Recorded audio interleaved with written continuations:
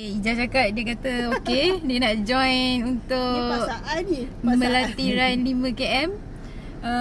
5km je jam. 5km je lah, jangan lebih. 5km je, tak sampai sejam. Tak sampai sejam settle. Tak sampai sejam Tak sepang, lepas tu anak-anak boleh settle, hantar rumah abang.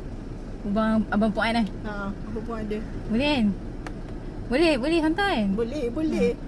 Ijaz cakap 5km Yang boleh. tak boleh tu kita nak jalan lagi. Ijaz cakap 5km boleh. Boleh. Yeay! Okay, akan aku register nanti. Register.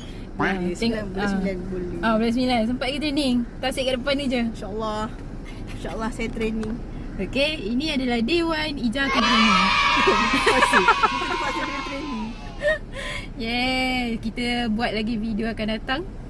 Ijaz kena upload video training dia. Bagilah nak. Day 1. Day 1. Yeay, day 1. Day 2. Liza kat rumah dah. Tak, memang dah buat work strength training. 30 kilo. kilo dengan 16 kilo. Dari 30 kilo tu tak angkat. So kaki dah strong.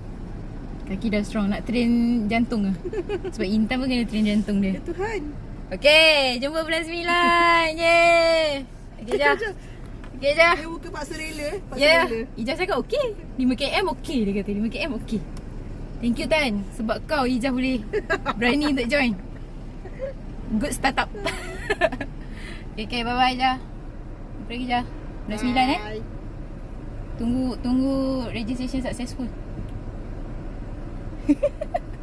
Bye. Ya, muka nak rela, tak rela. Tak rela. Nak rela ke tak nak rela, kena rela. Nak tak nak kena. Kena, yeay. Ijaz kan nak pergi KK. Ijaz kan nak pergi Kota Kinabalu. Tak tahu lagi. Tu startup dia ni. Dah kena mula tahun